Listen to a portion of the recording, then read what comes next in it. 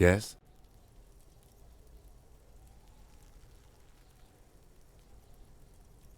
What about me? Good. Let's...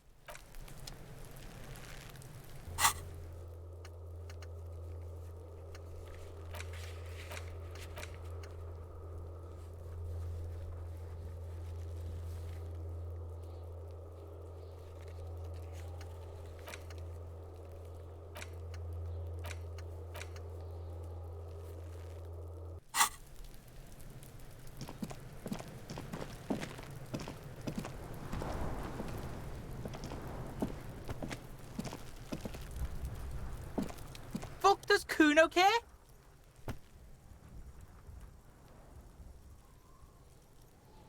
Yeah? The kingdom of Kuno? The fuck do you want with it?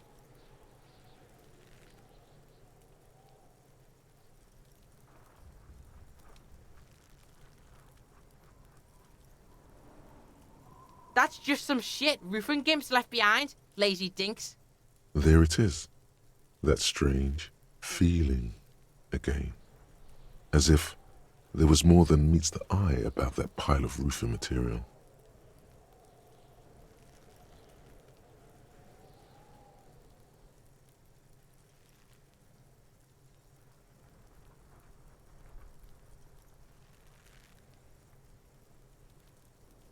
The fuck are you talking about? Kuno doesn't know what handed gimps they were. Trying to get you to talk gimp, Kuno. Don't talk. In her eye. Fuck are you talking about? They're trying to make you... You glance again at the roofing material in front of the shack. Yes, you should go back there.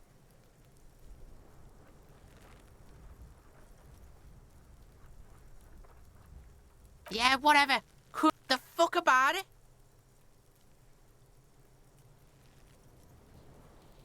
Kuno doesn't give a shit about the armor. Kuno's fuck gimp's got one big thing wrong with him. He's a fucking mutant. Look at him. Fucking growth hormone shit. He's a giant. The armor's too big for any man. Kuno doesn't give a shit about that freak armor. Kuno threw that shit away. Kuno tried to get the helmet on. It was too big. Kuno kicked that shit in the sea, rugby style. That shit means nothing to Kuno. Yeah, that shit means nothing to Kuno. Kuno doesn't give a shit about material shit. Kuno's a fucking monk. You wanna fuck on someone about that armor? Go fuck the mustached union fuck. The jolly troubadour shit at the gate. Yeah, cock and boot. You know that jolly union cow fucker? Came around talking about cows or some shit. Came around pretending like he cares about cows. Yes, you met him at the gates. The one with the boots and the jolly smile. Yeah, he's the one you want to talk to. He's fucking crazy about that armor shit. Coming here pretending like he likes cows. Trying to catch a peep at Kuno's armor. Curious, my liege. Why did Kuno feed you this information?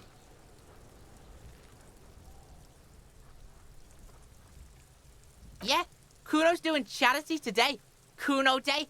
Kuno feels sorry for you two loser pigs. Kuno's doing pity now. Still, seems suspicious. He may have it in for that guy. Or you may be paranoid. That is also a possibility, sire.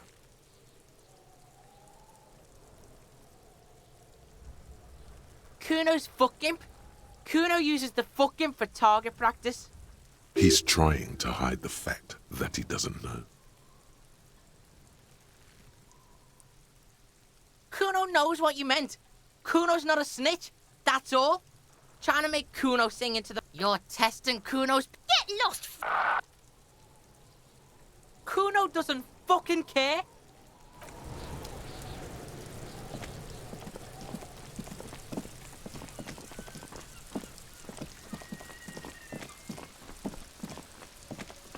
You see a set of tire tracks in the brown slush that covers the plaza mosaic. The tire tracks were left here by an unknown event that took place some days ago. It's a message, written in the language of burnt rubber. Some of that rubber stuck to the tiles right in front of the whirling-in rags. This is point A. The driver started there, and then accelerated straight into the fence, left a hole big enough for the Franco-Nigerian cavalry, according to the cafeteria manager. Why that pang of guilt again? The hole in this fence doesn't look that huge.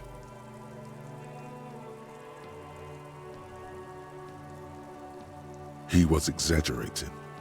People blame cops for everything that goes wrong in the world. This has nothing to do with you.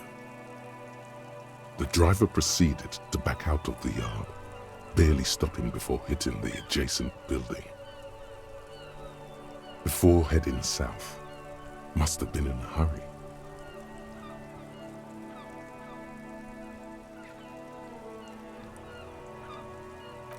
You are correct.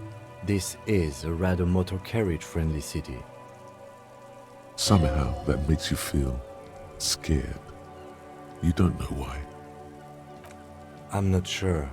There are plenty of traffic accidents waiting to happen in Martinez. With the jam right here on the roundabout, I would keep them separate. You could follow the track south. There seems to be a canal there. See where they went, if you find the time.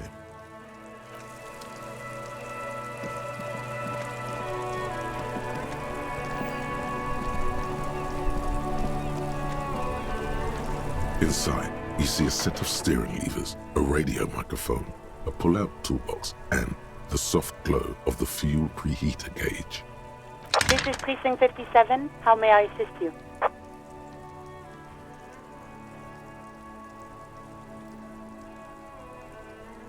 Sure, officer. What's the number? And the make of the armor, if you know it. Got it. I'll contact the ICP database immediately. Call back tomorrow. Hopefully they'll have dug up something useful by then. The International Collaboration Police, ICP, is an inter-Isoleri law enforcement service, the crown jewel in the moral intern diadem, alongside EPIS and the coalition government.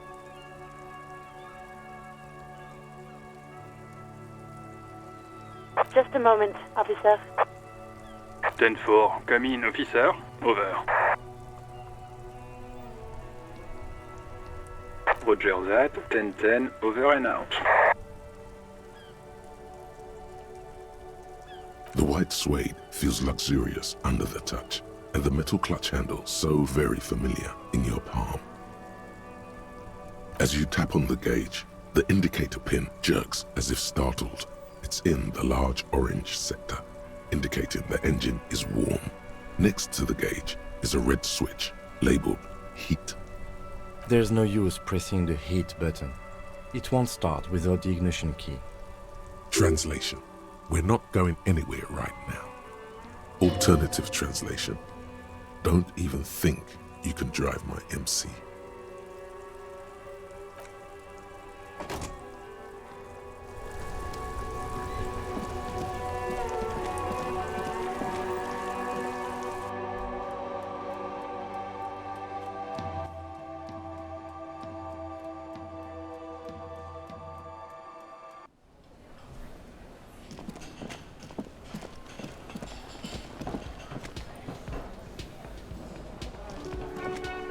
Can I help you?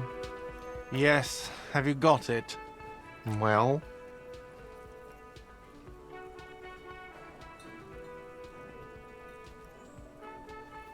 Great. Thank you, officer. That's all I wanted. Payment for services rendered. He's not sorry about his behavior for your sake. Now that you have money, he really wants to make sure you're not angry with him. It's good you paid before 9 p.m., or your door would have been locked electronically. Please pay for each night in advance starting tomorrow. 20 real per night. I'll take a room here too. Of course. Always happy to have officers from the RCM as guests. Anything else I can do for you? Another thing. Great. Yes?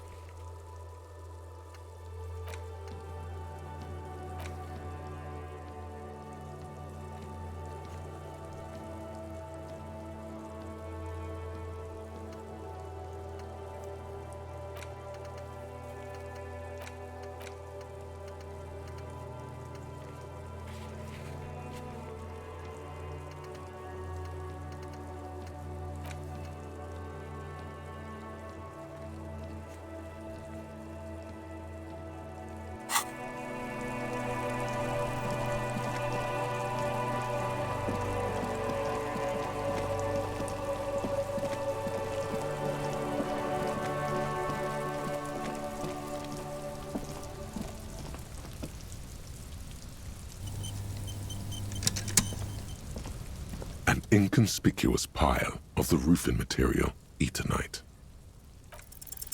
Because there's a secret door hidden behind the panels of Eternite, that's why they're too orderly. There it is. You see a shabby little door.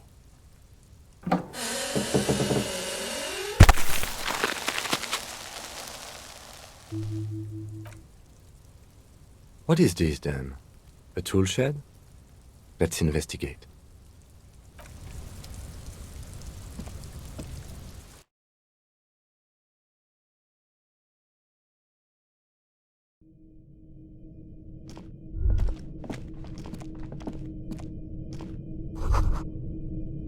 Be still, my beating heart. It's amphetamine, sweet amphetamine. The lieutenant isn't studying the powder in the mirror. He's studying you. There's a good, vague way to ask where he stands on drug use. Professionally, I mean.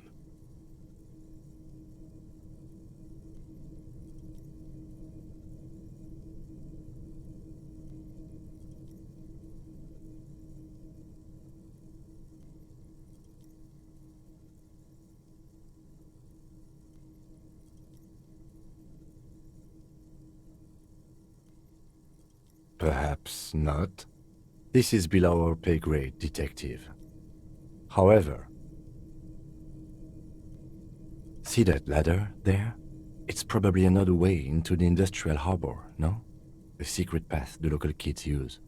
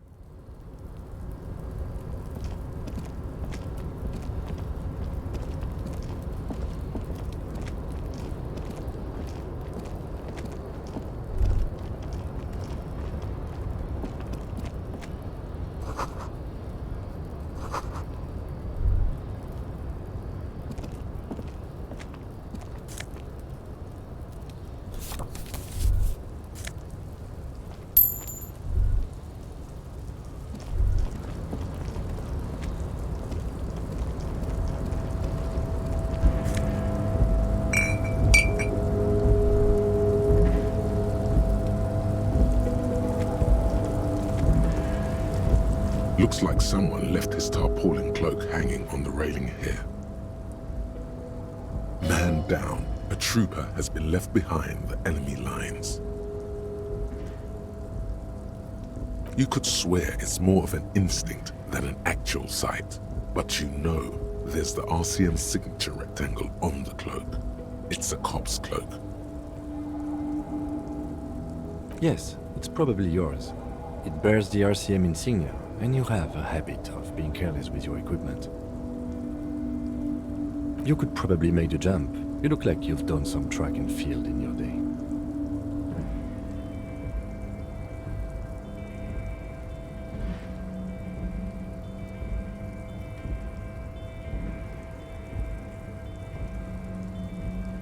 The wind is aggressive up here.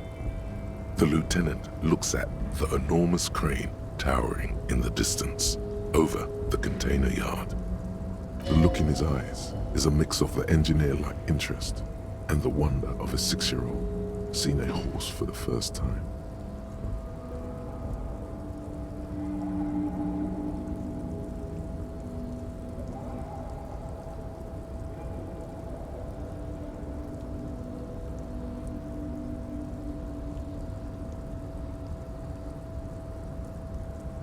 His eyes trace the crane's contour, as if trying to memorize its majestic shape.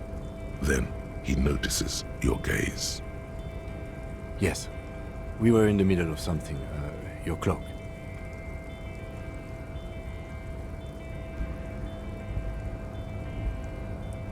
The cloak? I do think it's yours, yes. As to whether you should go for it, Well, it doesn't seem too dangerous. 2 meter stops. Whenever you're ready to do it, I'll be right behind you. The cloak looks like a bag of goodies floating in the wind. Who knows what its pockets may hide? I was under the assumption we could ask the leader of this union to help us get this body down. This is why we're here, right? Or it could be that we are just exploring. He's thinking you've forgotten where you are again.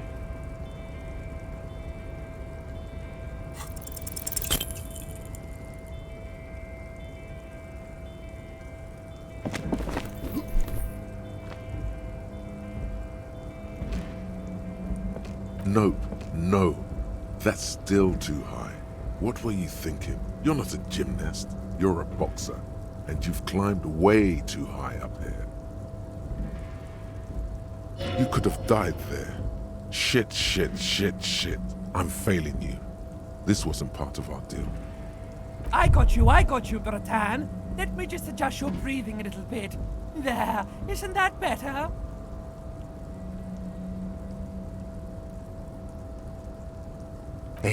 Hey, what's happening? You okay? It's okay. You're just having a little panic attack. Try to breathe as slowly as you can, alright? The necktie lets go a little. Its vicious grip easing around your neck. Colors return to the world around you. Good. We can always come back when you're feeling better. It's just a cloak after all.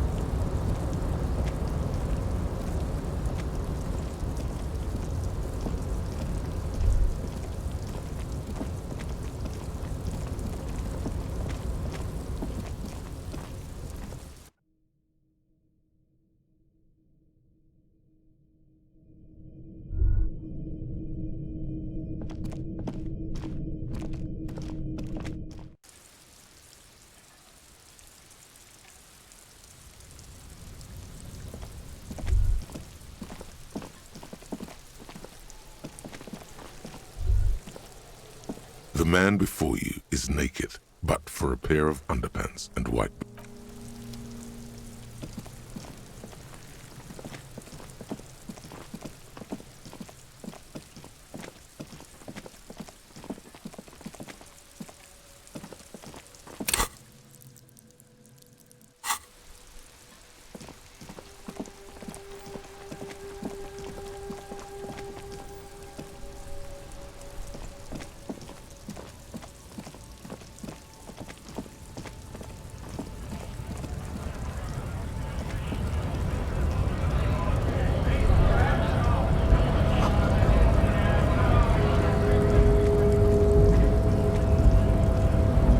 Hola, wandering man. How can I help you? The little boy had the good on his promise. To get me into trouble. To sick the pigs on me. Pardon the choice of words. Not mine. What happened? I was asked to look into that armor situation. Official Union probe, you know. Track it down, see who took it. Did you? At first I thought, why not? Maybe the pieces can feed the strike. Buy us a few more days under the sun, you know? So I went to this boy. He said he'll make me his prison bitch. He's got eyes everywhere, and the cop's in his pocket, and he's the king of Jamrock. Serves me right for doing menial footwork. I dropped that probe right then and there, and it still got me into trouble. One bad move is all it takes.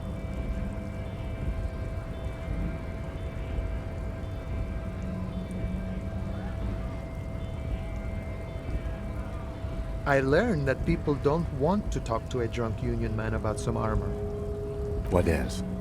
Not much. Technical stuff mostly. That was the interesting part. I did some research into this armadura. Let's say I have friends at the library. I didn't get into the material science, just how it comes off. How does it come off? In parts. 4 in total. The helmet was the first to go. The kid says he tore it off and kicked it into the sea. I believe him. The boots were still on the guy last I saw. Too hard to remove. So, as I count, there are 2 parts missing. The gauntlets and the cuirass. This is where I left off. Too much hassle. More like a job for some militia.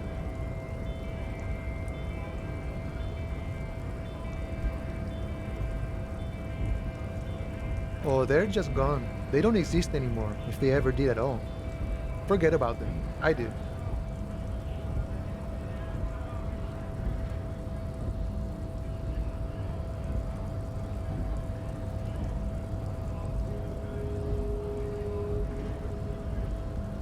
Nice and balanced. Some junior officers can take care of the rest. Smart choice. It's only that one spot you need armor too. The one the bullet hits. Good luck if you go for those boots though. You'd have an easier time wresting the spurs off a boyadero than getting them off him. No problem. If you see that kid, thank him from Call Me Mañana. Thank him for showing me the way. He is sincerely grateful he is not tracking down pieces of armor right now.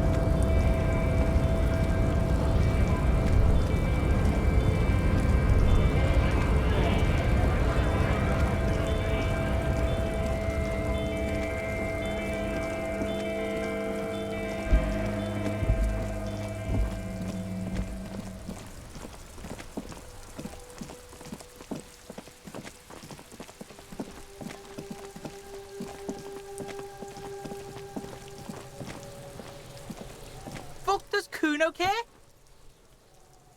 So?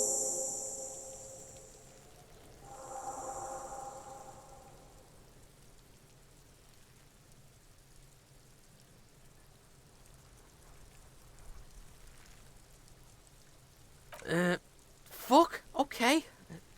Kuno's a giver like that, yes?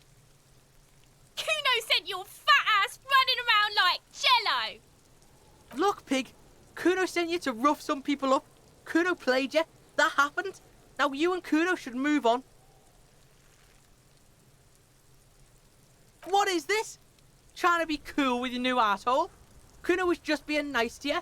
You got fucked bad. Now limp the fuck out of here. After this shit, you better have something real interesting to say if you want to stay in Kuno's face. Yeah, real interesting.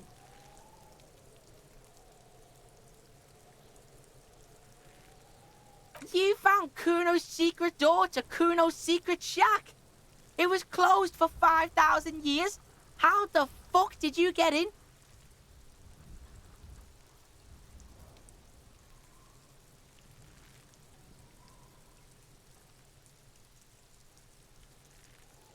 And then what? You fucking there? You fucking Kuno's kingdom. He's trying to fuck at you again, Kuno.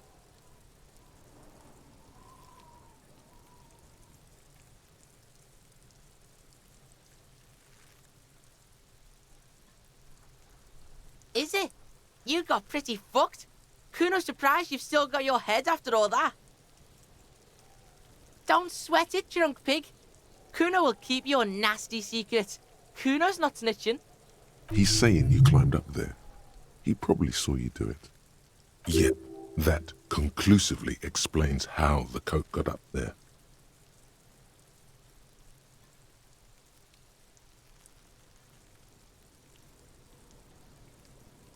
It's a vitamin, pig.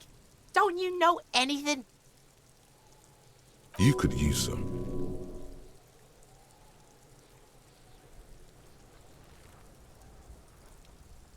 Okay, whatever. You fucking need that shit to stay on top of your game. Kuno grows through like a tube a day, and you look like you could use a bottle. Oh, don't teach him, Kuno! He's gonna use it against you, Kuno! You're not getting this, pig. It completely takes away the hangover. It's like you didn't do anything. Like you stayed home playing with your choo-choo. Fuck you, pig! Don't do mag! You're gonna OD and you're gonna fucking die!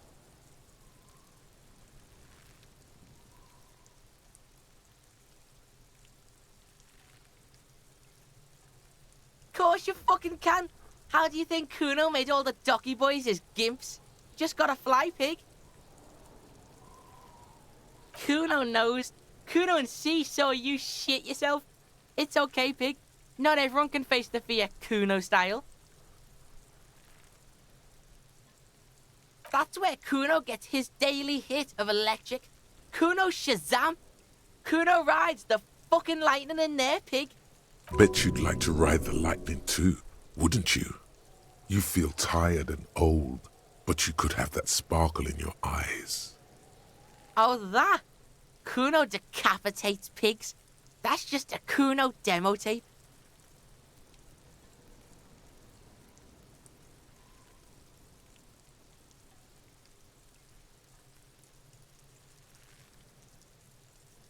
Yeah, Kuno plays on snuff radio, fucks pigs, live, fucks their heads off.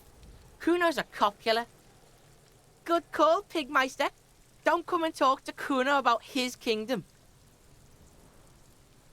Kuno's Kuno, pig? It's always Kuno, never I. Clearly the kid's using the third-person perspective as a shield.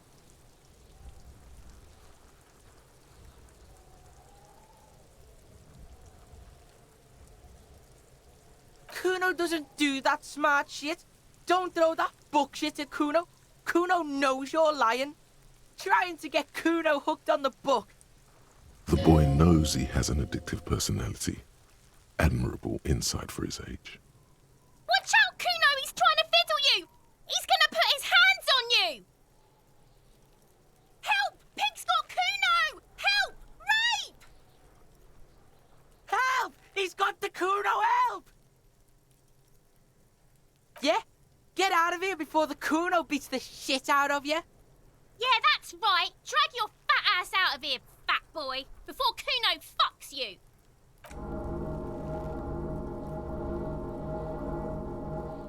Bang!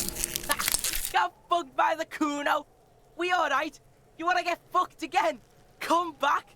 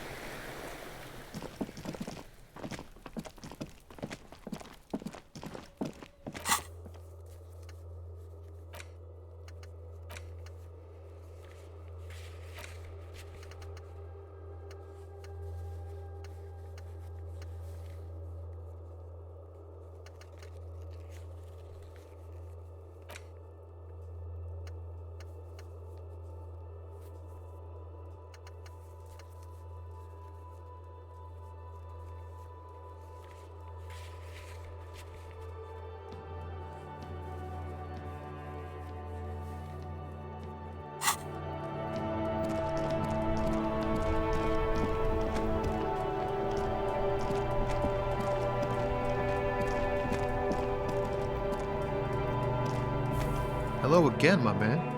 What's on your mind?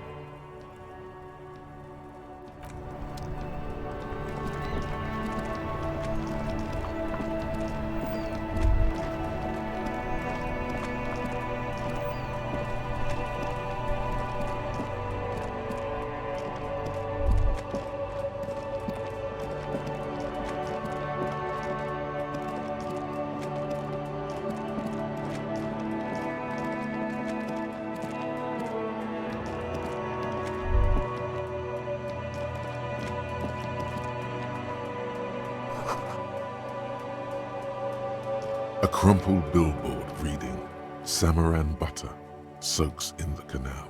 Two ugly lines mar the bright countenance of the blonde boy depicted. Judging by the size of the impact and the parallel lines of burnt rubber, the cause was probably a motor vehicle. These look like the same tire tracks I saw earlier, in front of the whirling in rags. Side slip marks indicated that the vehicle was traveling up the crater at 35 kilometers an hour. The black marks on the roof indicate that the vehicle vaulted from the crater to the roof of the shack.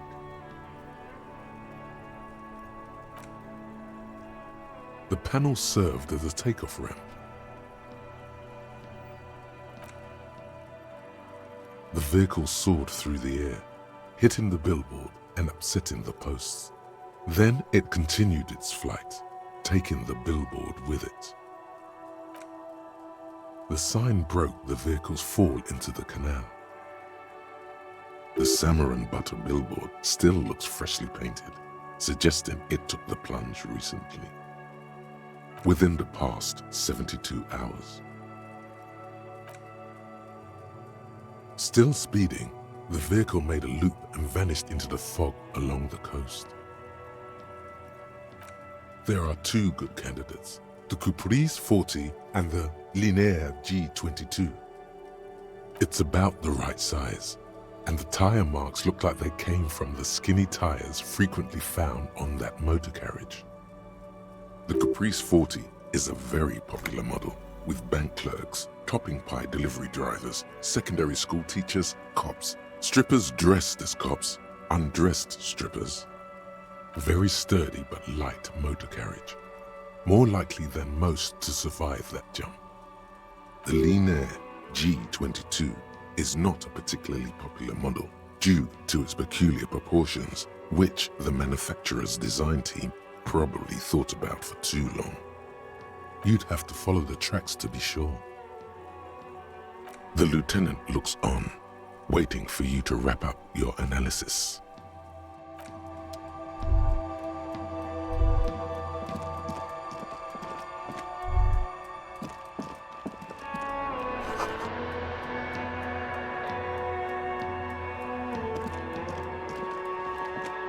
Any theories about what happened here?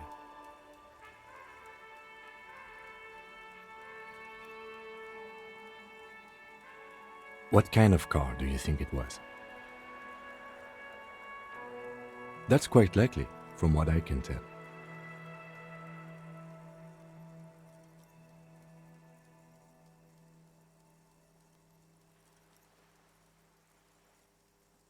We're not traffic cops. Should we get back to the murder?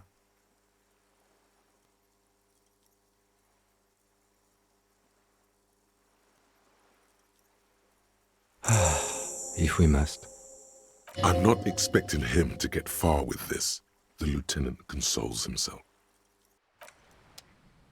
Evening, officers.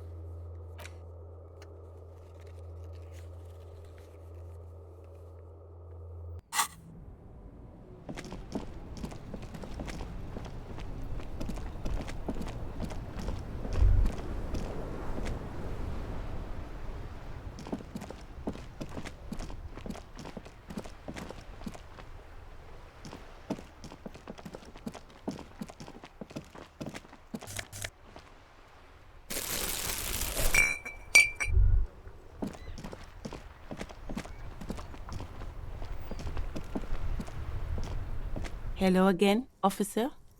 How are things?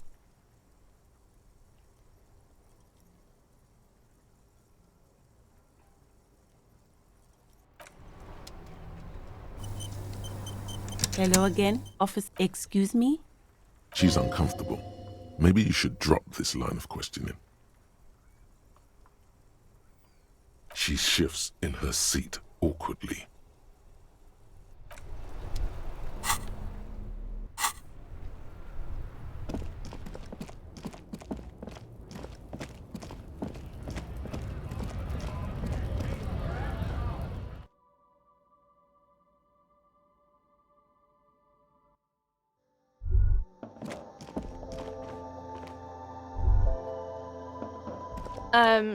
Is this about the questions again? Because I don't really know anything. A warehouse? I don't know. Maybe. I don't really care what Frit does. She scrunches up her face into an expression of consummate adolescent skepticism. Fine. Frit doesn't have a warehouse. Just a little back room here. Okay?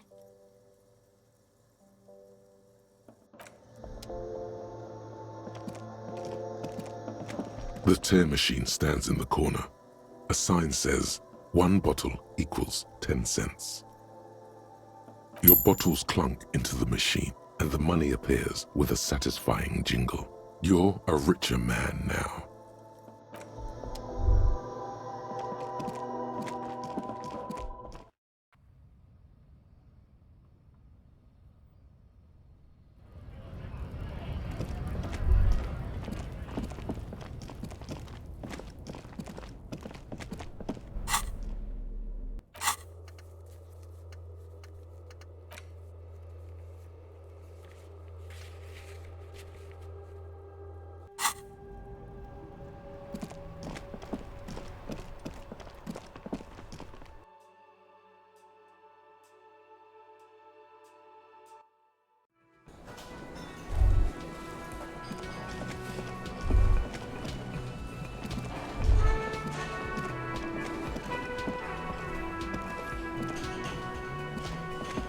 Can I help you?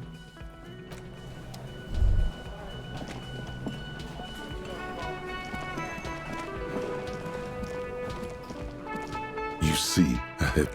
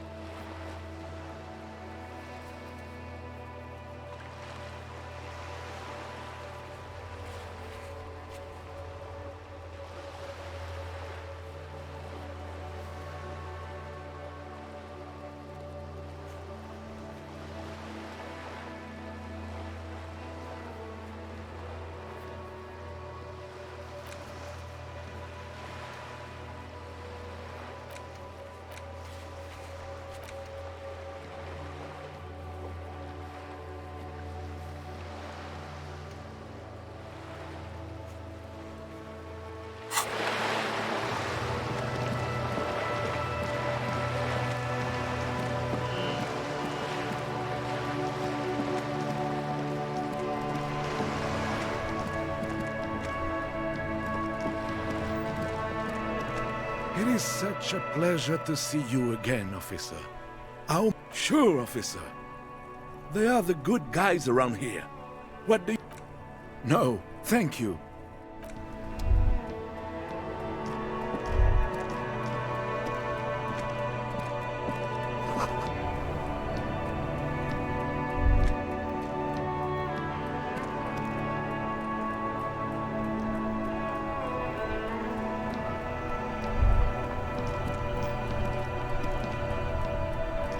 Yes?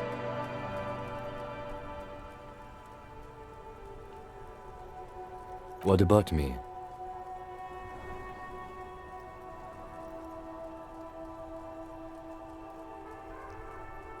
What do you mean? I have no idea what you're talking about. The lieutenant's conceptualization skills must be rather rudimentary. The lieutenant is a police officer of the old school. His concerns are material and extrinsic. But this isn't an old school case.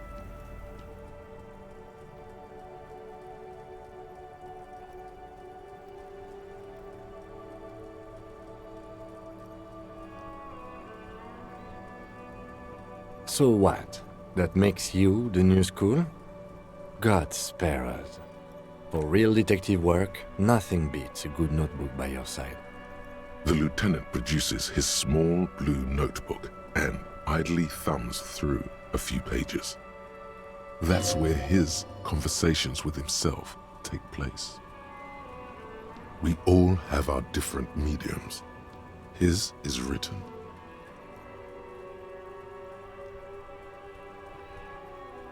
Good. Let's change the subject. Excuse me? You have a distinctive way of walking. If I were to walk in front of you, we would surely collide. A moment passes. The lieutenant glances at the sports.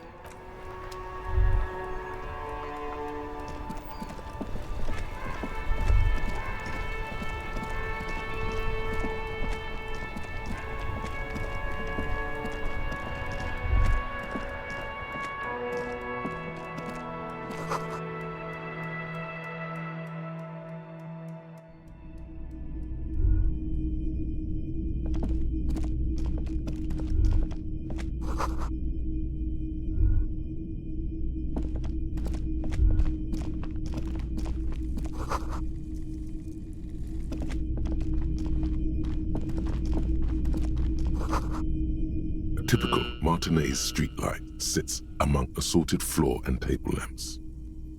Yes, officer. As you see, it's in perfect working order. The light pole has been carefully cut, and the wiring has been redone and attached to a standard indoor plug. The light buzzes faintly, but persistently. This would make quite a statement in your living room.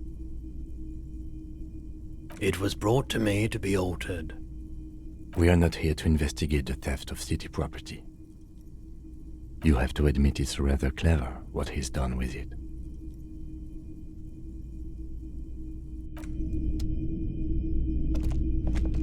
Hello again. How can I help you?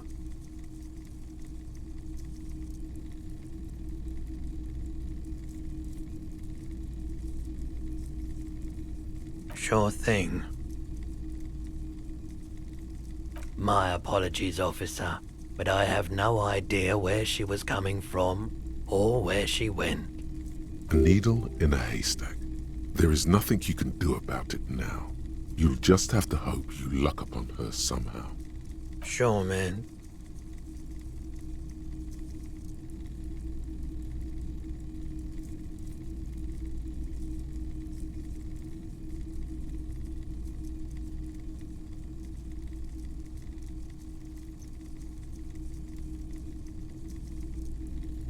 Traffic? I'm sorry, officer, but I don't drive. Now that I think about it, I do remember hearing a thunderous noise the other night. Some kind of powerful electric vortex hitting the shop. and then moving on. That sure narrows down our list of suspects. Yeah, it was pretty wild. I didn't really know what to make of it, but I know it meant something.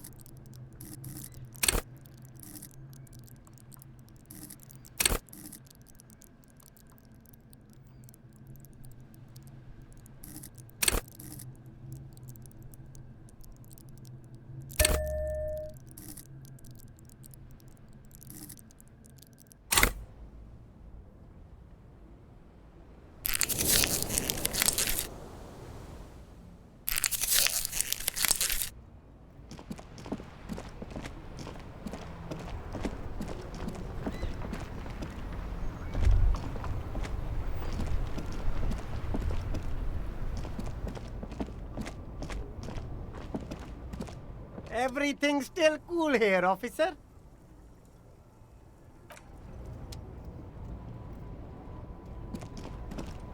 There are clothes inside. Cheap second-hand clothes, smelling of strangers' body odors. Don't be shy. These are premium class clothes. Good quality fabrics, best retro design. Save the economy with your style, officer. Save the economy? That sounds off. Haven't you heard, officer? We've got to be economically conscious. Recycle your cash, keep it in circulation. Don't buy new things. Buy eco.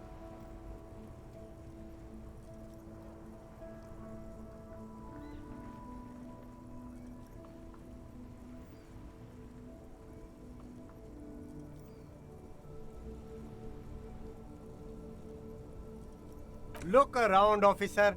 You see all these premium goods just sitting there, not getting bought? We've got to keep the flow of goods moving. Is this really the economy we want to leave to our children?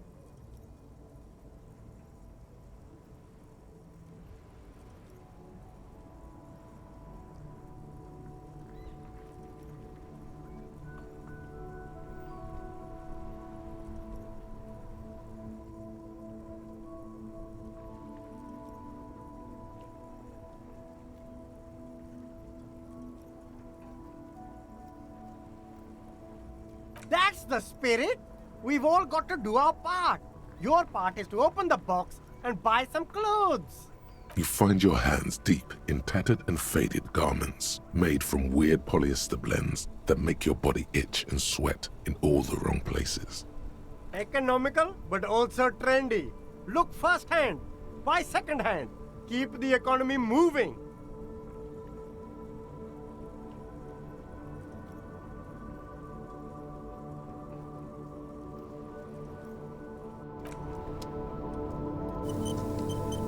You keep coming back. That's good, officer. Keep browsing those. No good. All you can come up with are some treated wool pants. You can tell they're too tight around your thighs and too loose around the waist. No luck? Why not take another look, officer? Keep supporting the economy.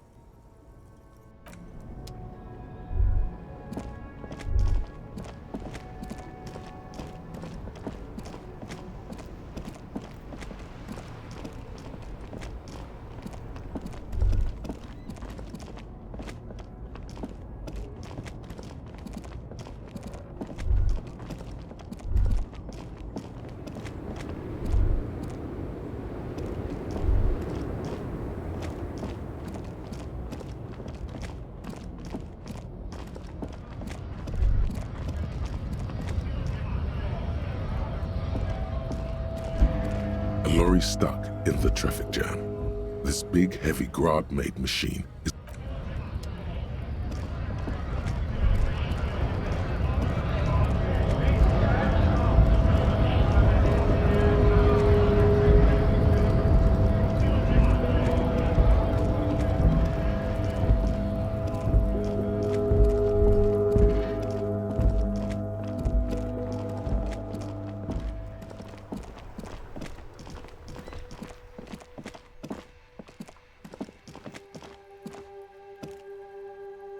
an old call box with a matrix of push buttons lists all the companies in the East Delta Commerce Center. Whatever she says, it can't hurt you. You're a different person now. Stronger, healthier, and... alright, maybe not healthier, but it's a bonus that you've drunk so hard you can't remember any of your past relationships. Oblivion's the ace in your corner. There's a light buzz as you press the doorbell, waiting for her to answer the call. It's cold outside, and you can hear the wind blowing into the speaker.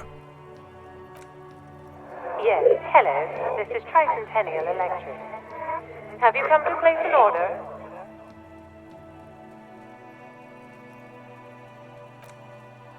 My God. Here come the bad vibes again. Relax. Distance yourself from it. It's you. My God. I didn't think I would hear your voice again. Wait, is she... Michelle, just please. Why did you even call? I don't understand. You've been gone for months. I thought you didn't care. Is this some kind of joke?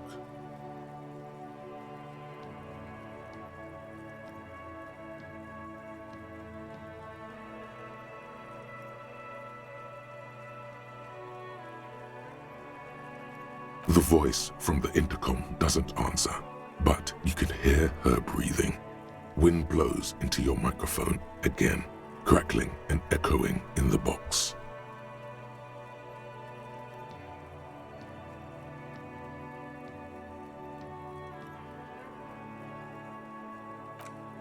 Ever since I came to work here, it's been different.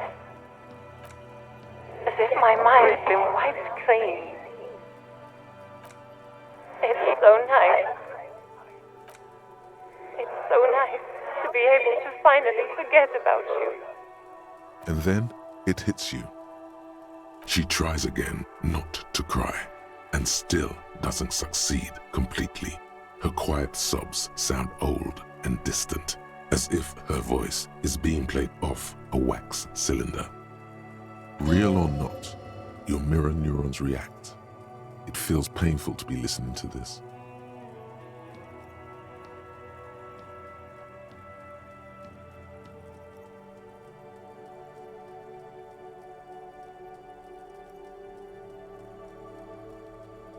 Her sound melts into the static from a long-distance phone call.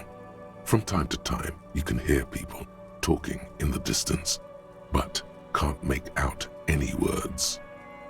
This is where you hung up the call the last time, but the recording is still going.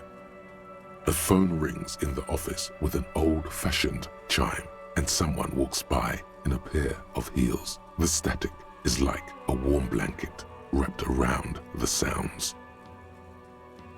No one replies, but the static grows stronger like rainfall. Then a female voice speaks out, completely different from the one before, glorious and total somehow, crawling inside your head. Her words are too cold to comprehend. She smells of sodium lights and rain streaks on car windows. Eyes like pilot lights watch your shape in dark hallways, guttering. So... it was a recording trapped in the circuitry from some ancient tenant. This sometimes happens. Shall we conclude here? We have other mysteries to solve.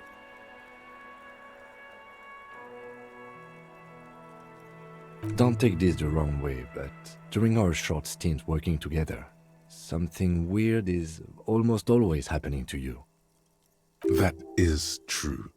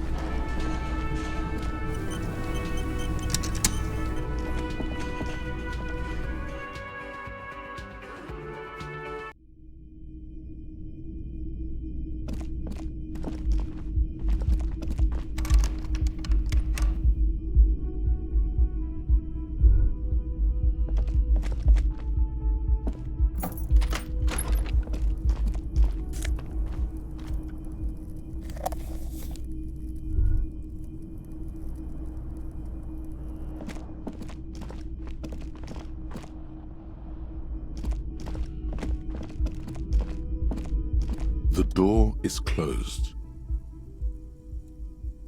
Still nothing. The lieutenant gives you a quick glance. He doesn't like where this is going.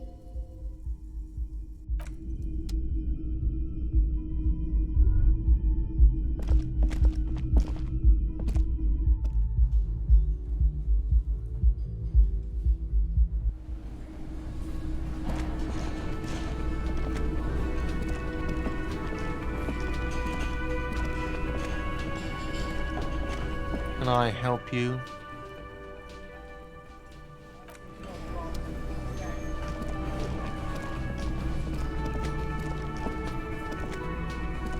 Hello again, sweetie.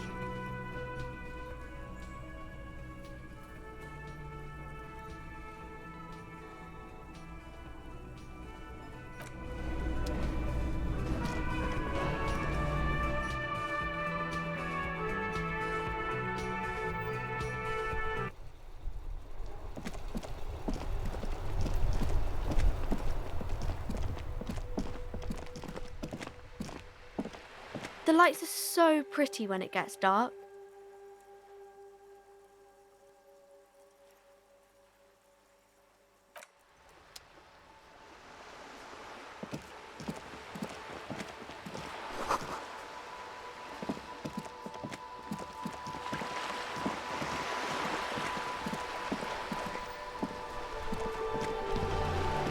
I like playing in the dark. Sharpens your nocturnal instincts. Feels like being on recon again.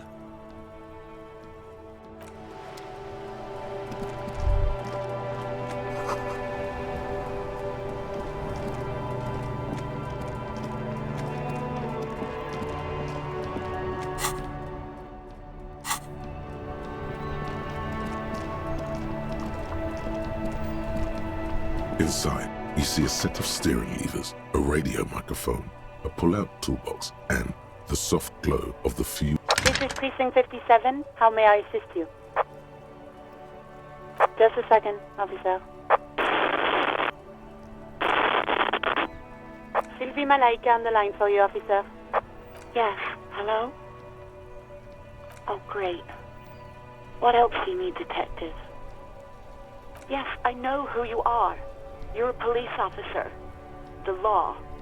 This exact conversation has happened before.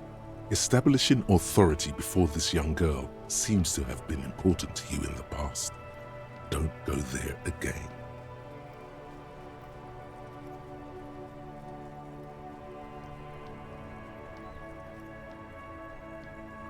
Oh, no, I haven't, sorry. Real policemen have uniforms too, by the way. Where's yours?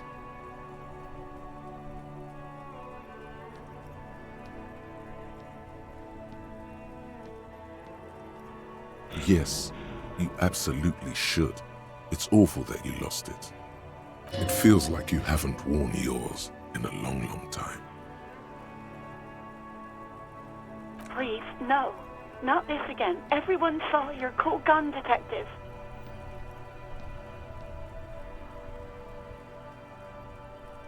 You were trying to impress some people with it. Everyone was eating, and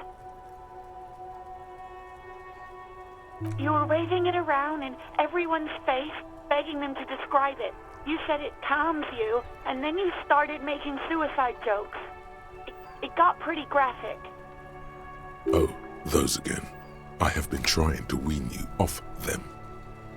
You know, when you put your gun, your actual gun, on your temple and pretend to shoot your brains out, off of that, people don't like that. I remember this. You were screaming things like, "My brains are all over the wall," painting them red. I won't be seeing it, 'cause these are my brains.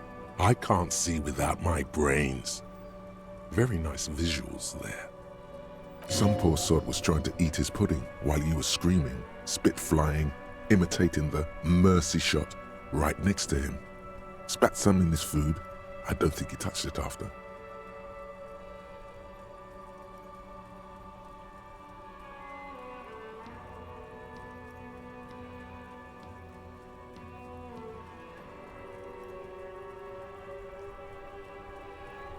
Me neither.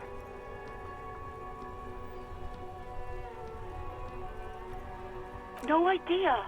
All I know is next year we're waving around money instead, saying things like big butts cannot lie and guns can't buy money, but money can always buy guns. It almost looked like he pawned it, but believe me, I did not ask.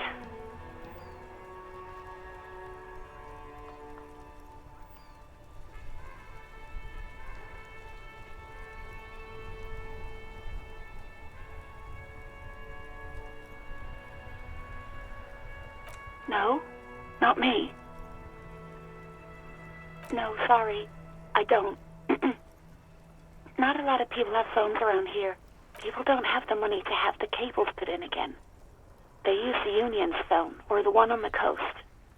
So the Union has a phone, and there's one further down the coast. Got it.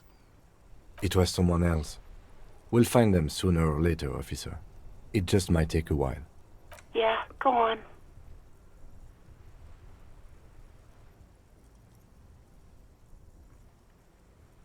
You hear the call breaking up on the other end of the radio, and then the already familiar voice. Anything else I can help you with, officer? No, and I doubt they'll get back to me before tomorrow morning. Anything else? 57's over and out. In the cabin, you see a set of steering levers.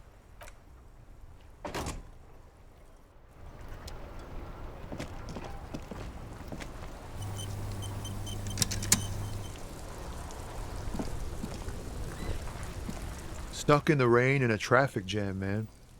What's on your mind? It's like whatever's going on over at the docks. Workers got a blockade set up, making demands, no way in or out. Anything else? Yeah, this ain't really my area of expertise. I just do my job and get paid. I have things to do and places to be. All of us lorry drivers, camionneurs. You still hang around. Not my thing. Chasing transient pleasures is a drag these days. I prefer the examined life now. Thinking, reflecting, observing.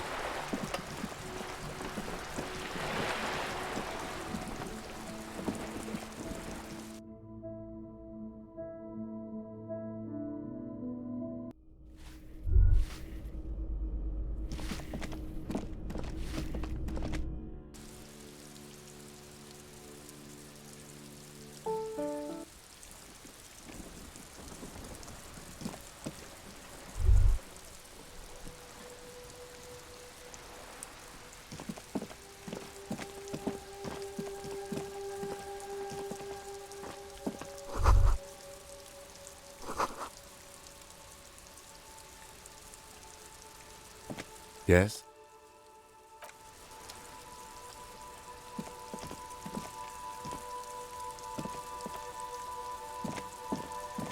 Hello again, officers.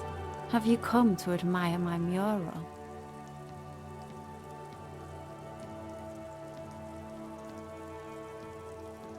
Ooh, not only have you found my address, you've discovered my biggest secret. I'm a coal miner. Shoot, Piggy. It's what you do, isn't it? What do I care about some fucking tin eggshells?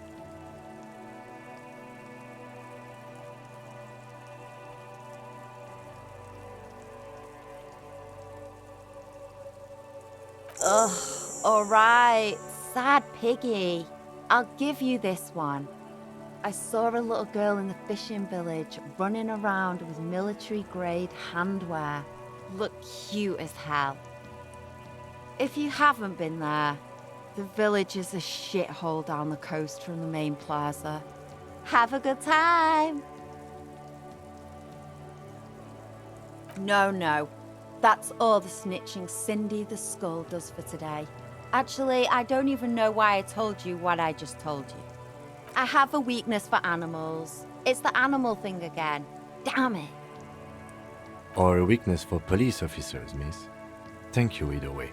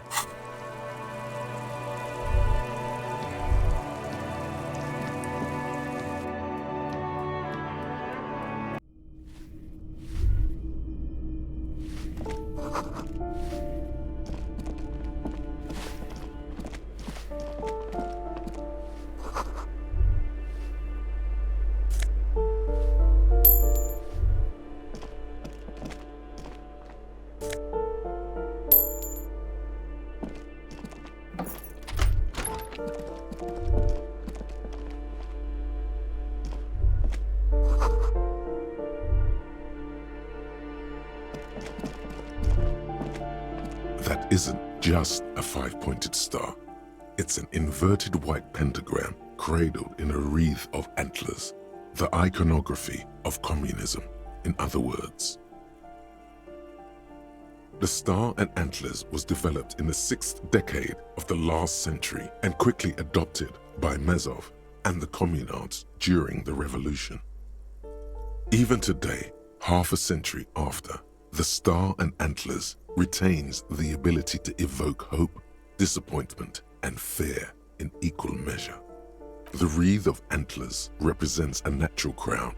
It was about building a society that could exist in accord with the natural world, and at the same time above it. To symbolize the toppling of the old order. Also, some social democrats were already using it. Because white is the color of peace. Nothing at all yet. Right now, it's just meaningless shapes on a wall.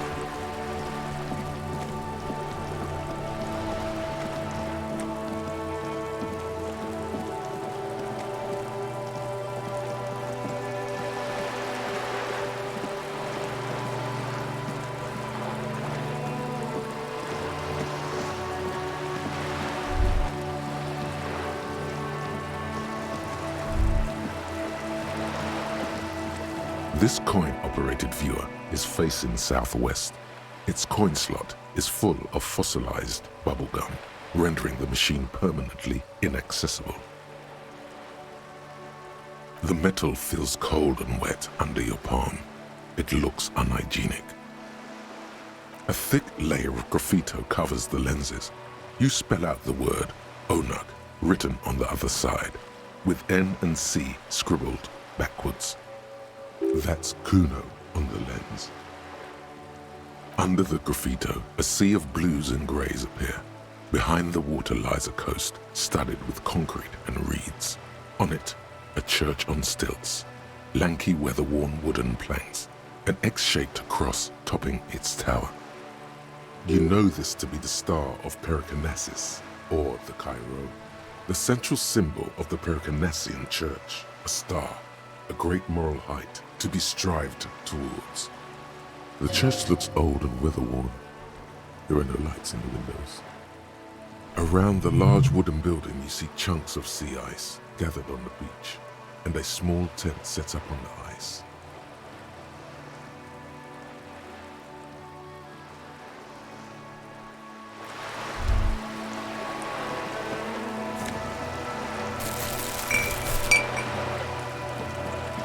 This coin-operated viewer is facing south. The instruction manual says to insert 25 centimes and pull the handle while looking inside. Then use the focus knob to zoom in if necessary. Why place a tourist attraction in the middle of such poverty? There was a revitalization project in '49. A design studio tried restoring Martinez to its pre-war glory. It didn't stick. They got as far as the street lamps and the statue on that intersection. Then something went sour. I suspect that something was Everard Clare, the union leader. He muscled them out. It's how it usually goes around here.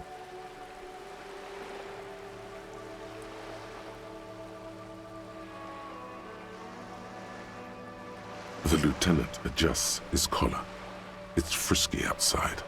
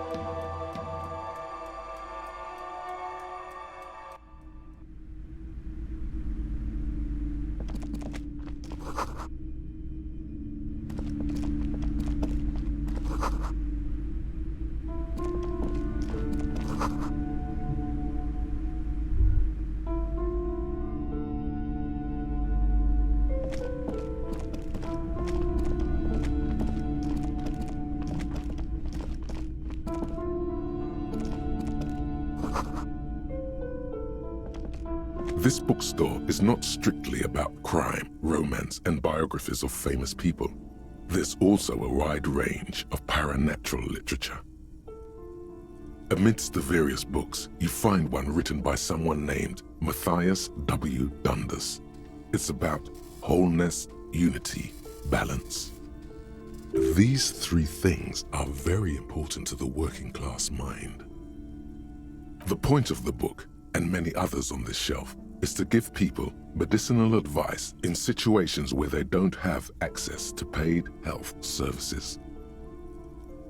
It serves platitudes while also telling everyone that traditional medicine, the kind people don't have access to and which costs more than this book, is garbage and would only give you cancer anyway, without even curing your cold or anything.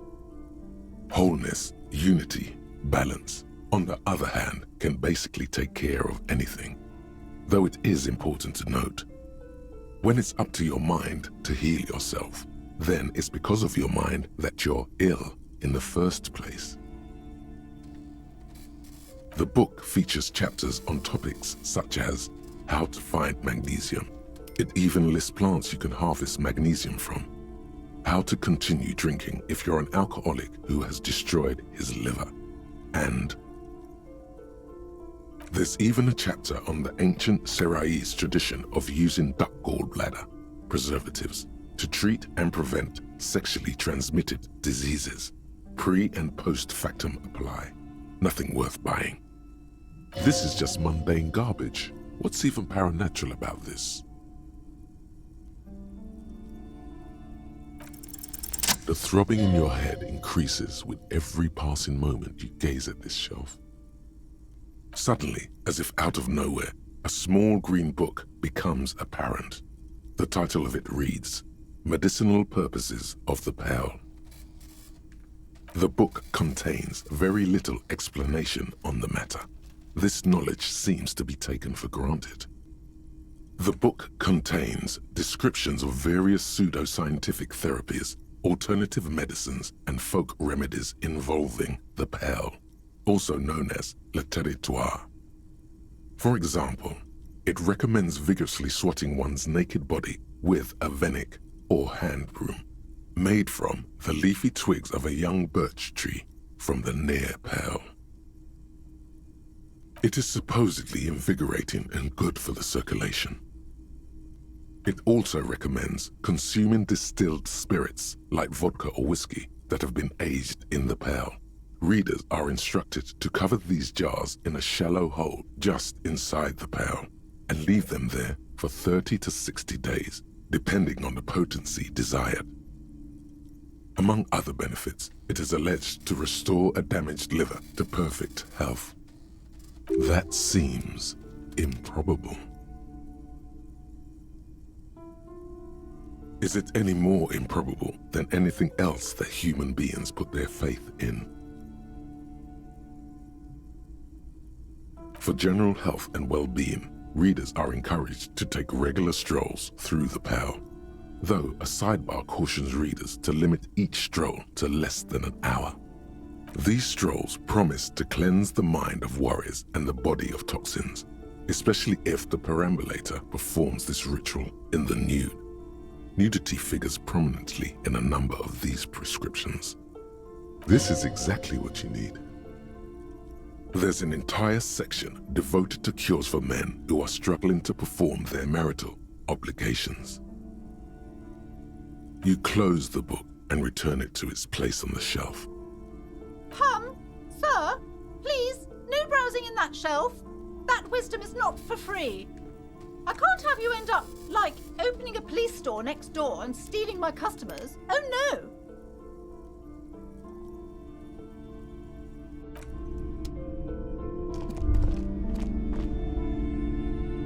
The plaque on the shelf reads, Biographies of Famous People. You see a large variety of names, none of which ring a bell. Browsing through all the books with all their names makes your head spin. None of these seem important or relevant. It's all just vapid egoism. Suddenly, a particularly odd title catches your eye. It reads, High Speed Love, the tragic true love story of Jacob Irv and Alfie Delatraz, by one Cecilia Averbrook. High Speed Love chronicles the romance between two of the finest tip-top tourney racers in history. One of them is the madcap driver, Jacob Irv. His blonde mane graces the cover. Next to Irv's life story, you see a slim biography of an Occidental rock star called the Anti-Star. He's famous for shooting morphine into one of his eyeballs and cocaine into the other. Next to that, Revacholian radio personality Guillaume Bevy stands in front of a run-down drug den. He's a permanent fixture on Channel 8, reporting on real-life crime and ruining cops' days. I really must insist you buy one of the books. Reading them is not for free. Do still browse, though, but not too long. She understands she has erred against the customer and immediately corrects course. I'm sorry, I did not mean to rush you. You are browsing. Go ahead. Take your time. Time is commerce. I would say... The Greatest Innocence. Yes, most certainly. It's an important educational tool delving into the depths of history, religion, and their relation to innocentic power. A very influential historical figure, but surely I don't have to tell you that. You're a law officer, and law officers have at least some education. The book is also very daring. The author aims to re-examine the universal understandings of the innocentic system, creating a fresh vantage point and a shift in the tired order of things.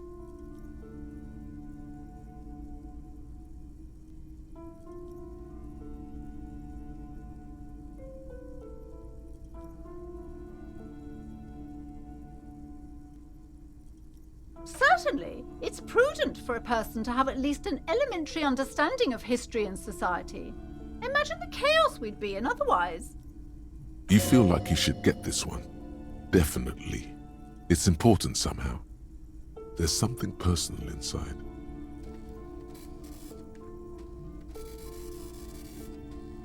A true cultural touchstone. Enjoy the read.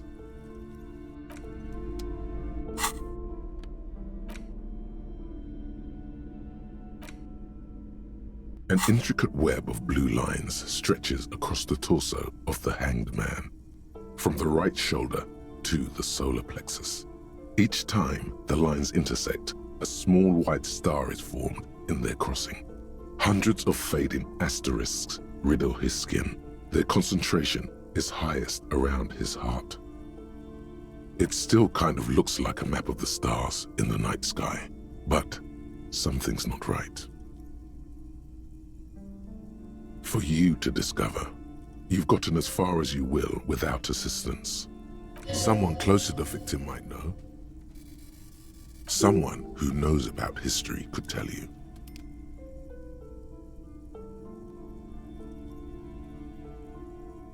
Gone. The Greatest Innocence by João Paulo Salomão Lopes de Fuego. The book is large and heavy. Browsing through the various chapters, you try your best to understand the ceaseless overflow, the sprawl of names, dates, places, events historical. Most of it ends up as a twisted mass of facts inside your brain. Your educational survey is done. Did you catch any of that? No. Oh well, it's pop quiz time. Let's see what you've learned. This might take a few minutes. You ready? That's the spirit. Here we go. Question 1. Who was the first innocence? Oh yeah, this is what I was made for.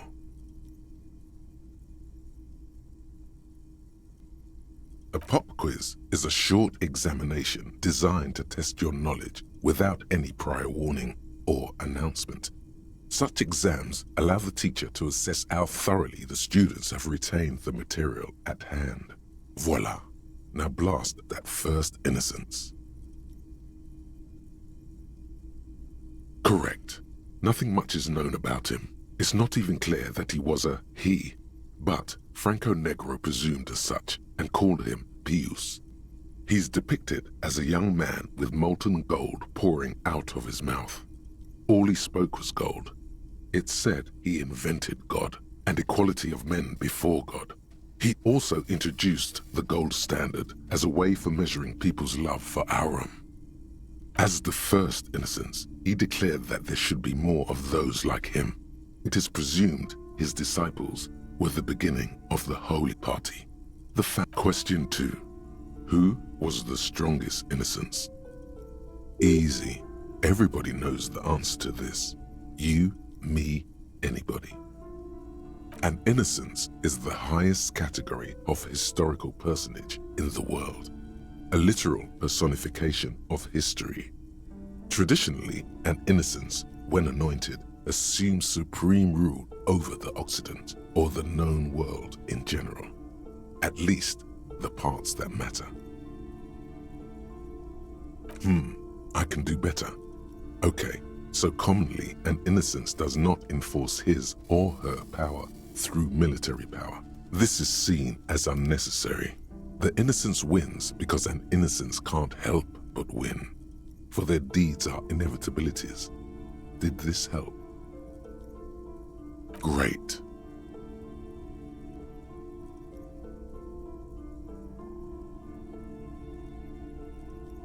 Incorrect. Vespa Messina is not a person, but a defunct state on the southeastern coast of the Occident. It used to take up most of the peninsula before separating into the republics of Vespa and Messina. Care to try again? Incorrect. While she originated many modern institutions, launched several successful expeditions, and was even critical of the Innocentic system itself, not to mention beautiful, she is not often considered the strongest. Even though the words most associated with her rule are l'amour, la compassion, la autodiscipline, love, compassion, self-control, which could be seen as facets of strength. Would you like to try again? Just steer clear of this one, okay? There's something terrible about this one.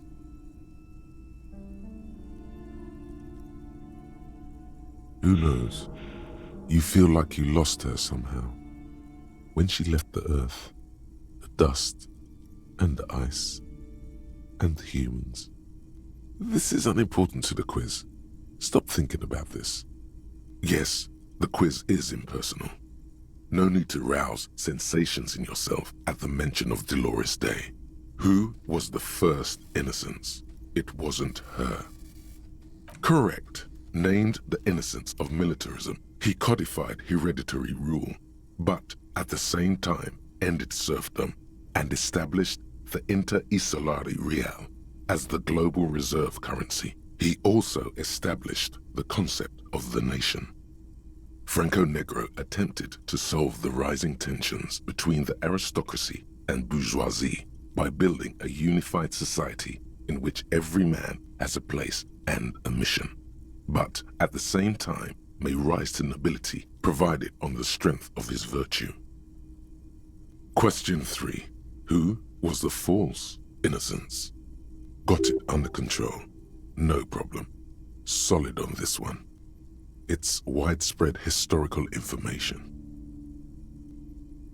Incorrect. Stepan the Despicable, regent of Kedra, was a ruler who conquered the known world during the Kedriatic conquest, instead of the despotic Erno Pasternak. Would you try again? Incorrect. Kedra is a large nation in the mid-northern area of the Mawindi Isola, north of the Occident, between the Ilmarin mountain range and the Pacentic Mare Interregnum. Care to try again? Correct. There have been a number of counter or false innocences, some assumed to have innocentic qualities, some who just thought so themselves. Occasionally, they have the support of a faction inside the ecclesiastic organization, and accusations of foul play have arisen. The most famous and important of these was Erno Pasternak. He was into torture, despotism, hymns, cannons, and world conquest, but got defeated and humiliated by Stepan the Despicable of Kedra. Final stretch. You've come so far and learned so much. This is the most important one. Question 4. Who was the greatest innocence? The most important of them all. The most precious to humankind. I've got it, honest.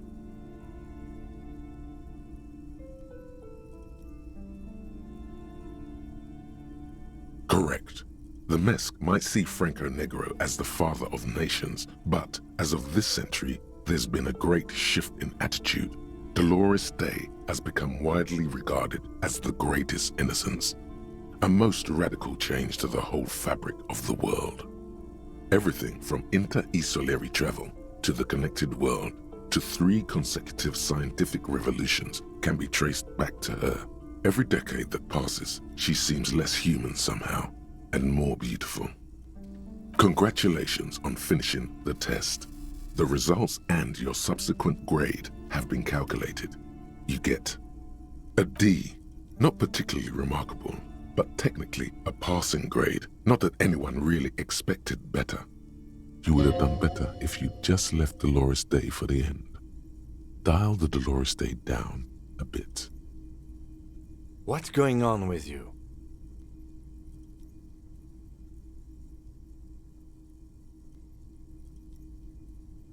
Okay. You are shouting at an inanimate object, like a real weirdo. No wonder you seem to have trouble with the right answers. Man, something's weird about this book. You should do something fun instead. Rock out. Forget about it.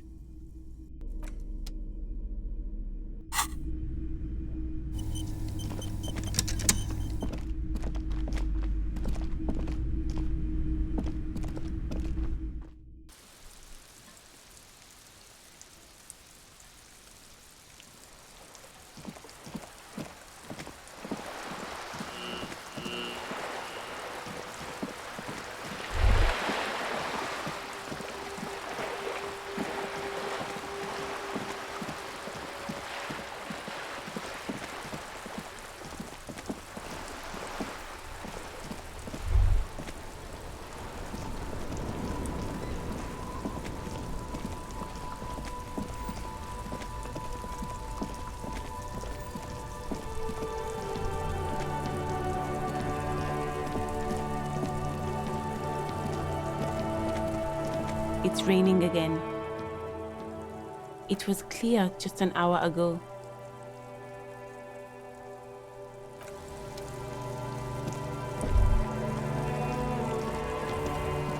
Stuck in the rain in a traffic jam.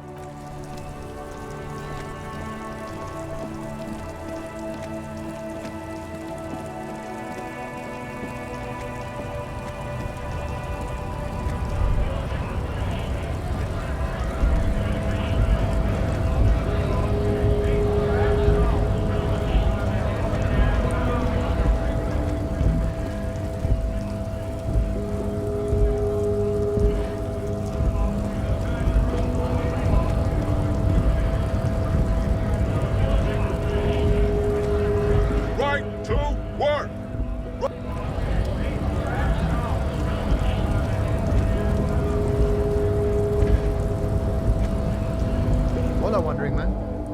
How can I help you?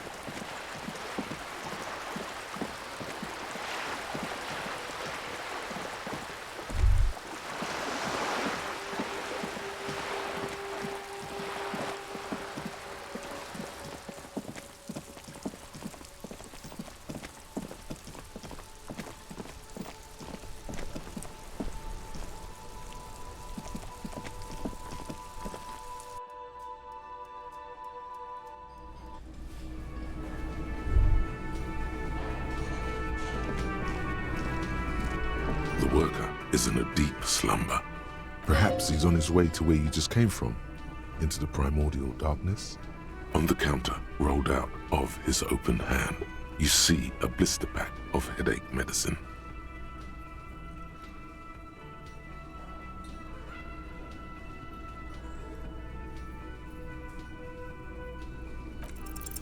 You gently shake his shoulder, but nothing happens. This man could probably sleep soundly in a ship's engine room.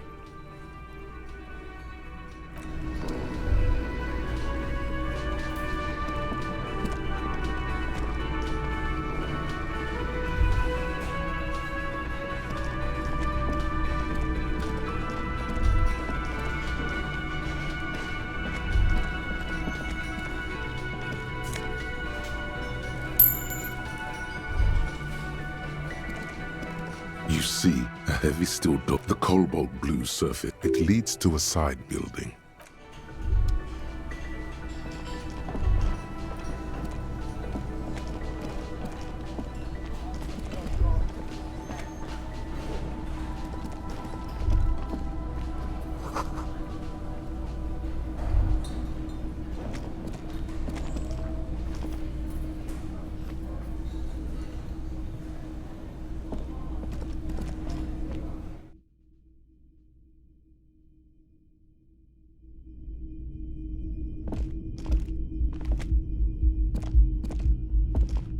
Yes?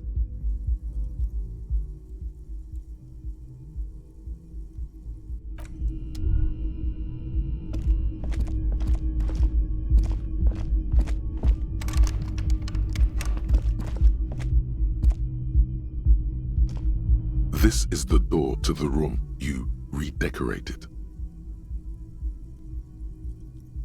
Just a moment. We should talk about our progress on the investigation. Let's go out to the balcony.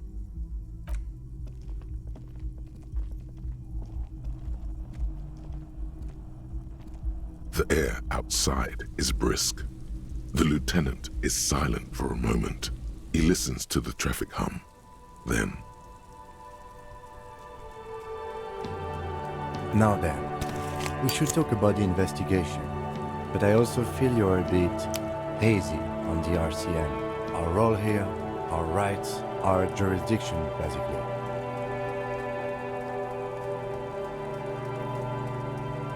Well, we inspected the victim's body, so that's good.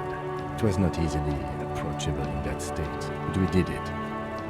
I would say our initial inspection was very thorough, and we have solid leads to follow up on. Then you shot him in the chest, which wasn't ideal, and we still have to get him down from the tree. by not ideal, he means he can't believe he let you try that trick and would be angry if he didn't feel the outcome was partly his responsibility. Being sober also tends to help with precision. But moving on to the interviews, we weren't able to find the union leader, Everard Clare, much less interview him. So that's on the to-do list for tomorrow. We talked to Joyce Messier, but didn't get any information from her. I have a feeling Joyce knows how dangerous the situation really is. We have to get her to talk to us. If Kim is emphasizing something this much, it really must be important. Above all, though, today was exhausting. What's with all the running? You run a lot. Is that a standard Precinct 41 practice?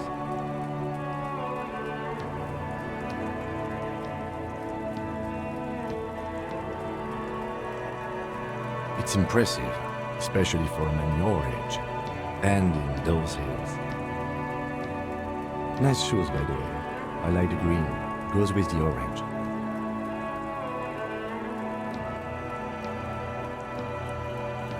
I have a cigarette every night when I go over my notes. It's something of a ritual.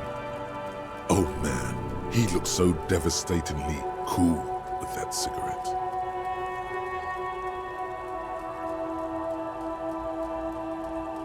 You mean this?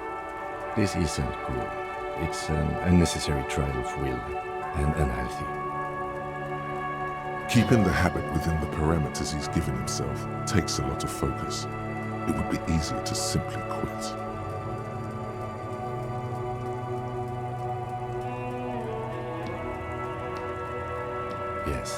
It's been a long and eventful day. They're quite limited, actually. The power officers of the Rebachol Citizens Militia exercise most frequently is imposing fines of up to 1,000 real for offenses, in accordance with an interdepartmental schedule.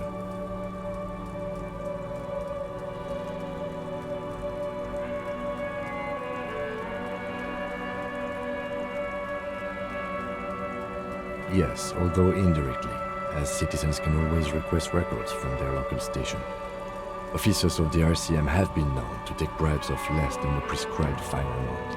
It undermines trust in the RCM. The RCM's primary role is to ensure safety. We are not really supposed to play any part in the economic structure of Rebachol. We can arrest people, of course, but rather than bringing someone in directly, it's preferable to serve a station cold slip. It prevents confusion and overcrowding. You can't. Those who don't show up become fugitives, though, and have fewer legal rights when they are eventually caught. It's about power projection. Thus far, they seem to mostly show up. When power calls you, you come. But power itself is a fragile trick of perception. We are permitted to use whatever force we deem necessary, even lethal.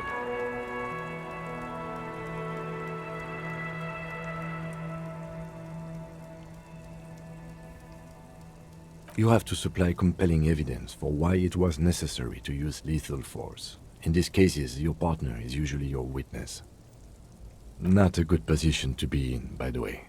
Internal Affairs handles these cases thoroughly, by cross-examining you for inconsistencies. It is hard to cover for anyone, which is for the best. We don't convict. We arrest and send them to coalition government courts in Couronne and La Delta. The prosecution works off our testimonies and records, which is why it's paramount to keep them. That's an improbability, perhaps even impossibility. Perhaps, but Precinct 41 is known for a higher than average rate of kills. He's not judging you. He's respectfully acknowledging the difficulty of working in your precinct. Yes. The last time was 4 years ago. He says it matter-of-factly and moves on. The coalition government and the moral intern more broadly. The RCM was formed by the coalition government to restore order in the international zone after the revolution. So we did. Now we attempt to maintain that order. No more, no less. Or perhaps it is better to say we were allowed to form. It's a point of contention whether the citizens of Rebachol or the coalition government founded the RCM.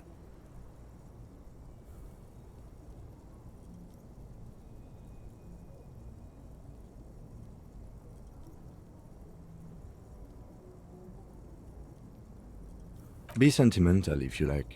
Either way, the moral intern leases us the right to keep the peace in this city, and they will take it away if we misuse it. Or if they think you do. The Moralist International are the world's largest political organization. You know who they are. They have been running this place after the revolution failed.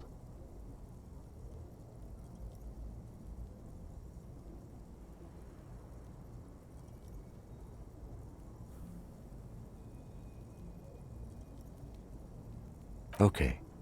There are a union of center-left and center-right parties across the Real Belt. Our coalition government is just one of its many projects. They also run the ICP, EPIS, most intergovernmental organizations in the world. What do they believe in? They are Dolorians. They believe they continue the humanist project set forth by Her Innocence Dolores Day 4 centuries ago. Others say they are just technocrats. Those others say they continue the humanist project set forth by Dolores Day. Interesting question. It's a blue forget-me-not. Their motto is love, compassion, self-discipline. I think you can gauge what they want you to think of them from that. Something kind and usual. Something almost self-explanatory. something ominous. A historic figure? The author of the modern age? You will have to look elsewhere for opinions. The subject of humanism is too abstract for me. The moral intern are a fact. I try not to have opinions on facts until they change. And it doesn't look like that's about to happen. It is more than that. There's some kind of affection in him. Yes, I did, when I was younger. In my 20s, I considered myself a moralist. A blue forget-me-not, a piece of the sky. They're not all that bad. That's another leitmotif associated with moralism. But the years have changed that. I don't know what I believe in now. No, I believe in the RCM. That's enough for me. Do you?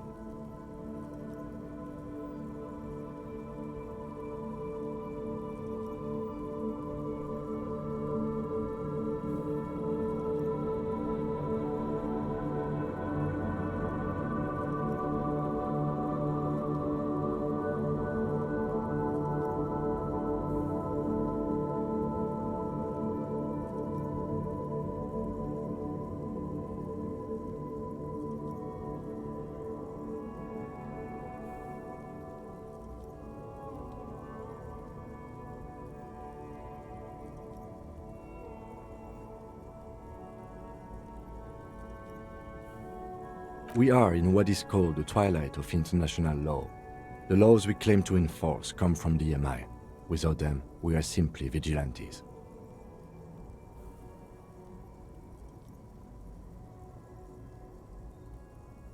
Then you will adore Martinez. For many of these people, the Union especially, vigilantes is precisely what we are. Personally, I don't enjoy it much. The dying lights of the city shimmer below. Slowly, like luminous clouds, they pass on his lenses. The lieutenant looks at his slim cigarette, contemplating the next drag. This soldier is the highlight of the day for me, he thinks. This little stick right here.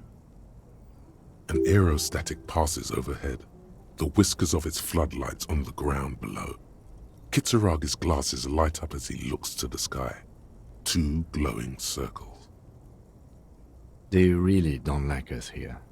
And the mouth on that kid, Kuno. It's different in land, in Jamrock and the GRIH.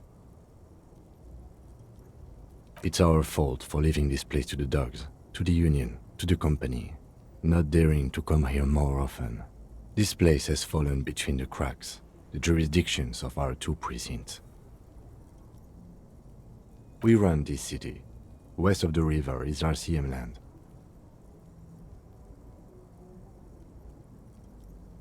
It's incredibly hard. Human beings are... But we are in control, and it's worth it. The organization works, our systems work. If they didn't, the city would disintegrate. Night. Captain Ptolemy Price steps into the yard. A piebald horse waits by the motor carriage, chewing oats out of an oat bag. Seagulls fly overhead. The sky is black. Captain Price wears a black suit and a standard patrol coat as he mounts the horse to head home. Rows of houses on either side, hunching over the sidewalks, and Precinct 41 with its dome roof growing distant. Around him, the streets are silent. A kid on the corner waves at the captain as he takes the turn on Petition and Main. The horse neighs. The captain nods back. Thanks, kid, he thinks. He's grateful. Me too. But I wouldn't count on any drastic changes in our lifetimes. Yeah, it's getting very cold now. Let's go.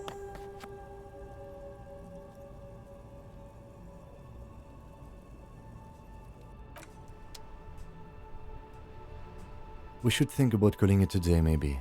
The nights are still miserably cold this time of year. We can pick up where we left off tomorrow morning.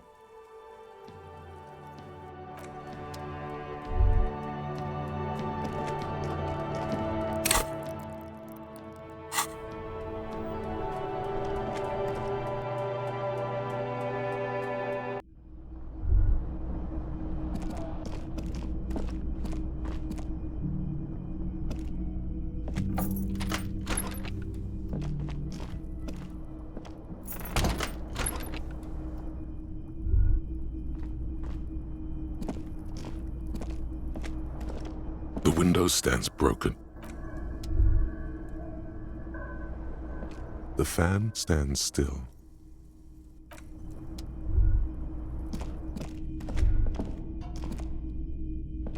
A mirror hangs on the bathroom wall.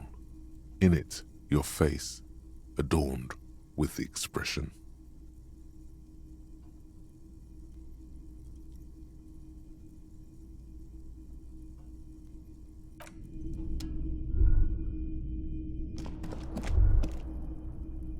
The bed is cold and not particularly inviting, but it's yours. The sheets look awful.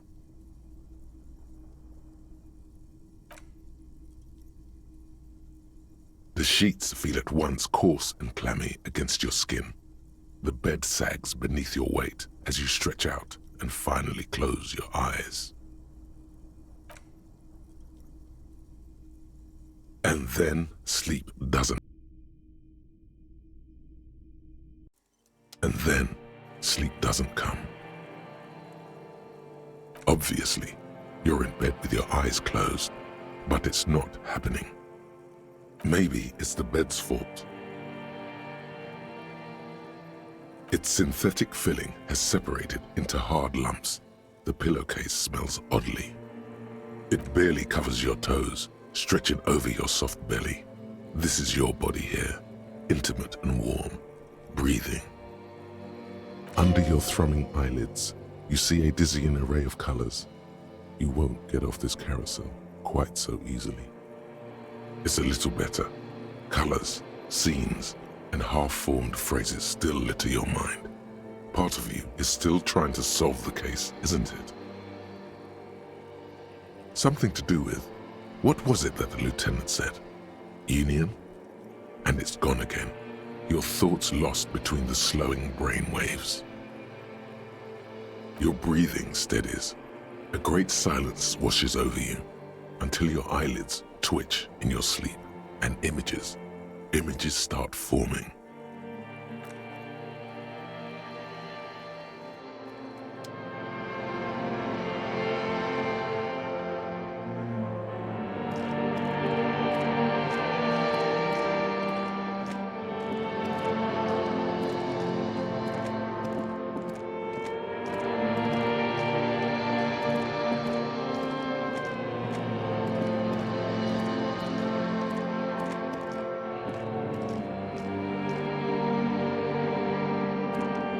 Do you remember the scent of your childhood?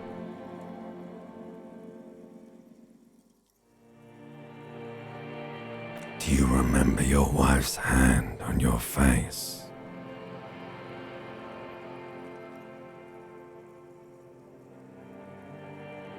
Do you remember the warmth of her thighs between her legs and in her mouth? You know who I am. I'm the bad day. The one where you ask her, and then later in the streets, wandering. It's the worst day of all time, Harry dear. And it's coming. She will hear about it on the phone. Reality will turn into a grotesque nightmare. This will be the last thing you did to her.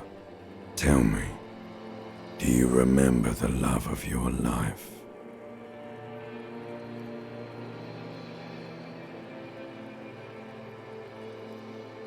Oh no, Funky baby, you stayed. It was the rest of it that left. Or you just stood there, with one hand on the bottle and the other on your dick, watching it go. Tell me, where are your friends? Human beings have friends, Harry boy. Where the hell are yours? No, it's gone. 3 times gone and never coming back. You failed. You failed me. You failed Elysium. Everything. The pale and the useless. On the surface. The outer magnetosphere. burning, furious truth. 8,000 years of written history. You really dropped the ball, Harry. 4.6 billion people. And you failed every single one of them. You really fucked up. No, Harry. You were just talking to yourself. That's all you ever do. Even in your dreams. And the act is wearing thin. The spots of the disco ball fade around you. You'll be back in those cold snakeskins in no time, sweating up the bed. Stinky boy. You're not coming back from shit, thrashing around in that high conductivity state of yours, bumping into things and acting like a clown. Who are you kidding? You're trying to what? I can't hear you. This is just a word dream now. Jumbled up garbage. The pictures are gone. The bed rises to meet you. A thin, sleep-like state. More glass than velvet, grinding in your head. So something is wrong. Sleep shouldn't be this bad, this dry, this unnourishing. There's something wrong with your thoughts. Some kind of new type of hangover. Oh yes, party boy, and it's worse than the one before. Just think of the shit you saw. Here it comes too, so soon already. A silent alarm goes off in your head like clockwork, barely let you sleep at all. Time to get those clothes on, Harry. Time to go to work in the shit factory.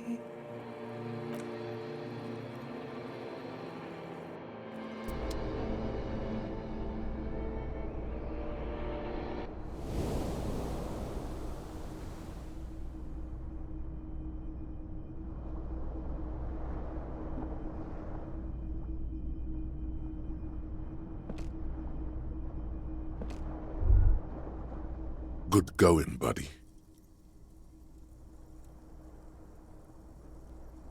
Oh, just a dream. You have ones like that all the time.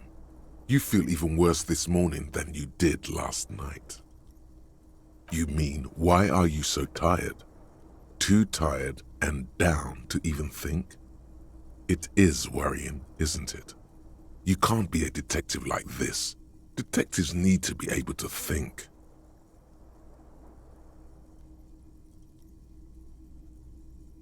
It's just that your heart has finally pumped all the speed out of your system, Buster. Time to get some more. Don't do that. Stay strong. The hangover will wear off. You don't need to keep doing this to yourself.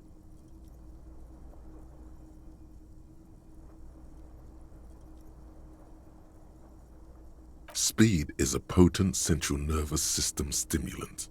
It kept you propped up all day yesterday, despite your debilitating hangover. How else did you think you even got up from this floor? You got up from this floor because of a holy vow you made 16 years ago, with me, to wake up exactly 7:30 every morning until the day you die. Don't be silly. There was no vow. You were high on speed. That was the only reason you got up. You can't detect without it. It's that simple. Are you sure? Ready to live as this pathetic shell of yourself for days? Basically, a week. Let's be honest, 2 weeks. Maybe 3. You won't make it. Half the town will be dead by then. You will be fired.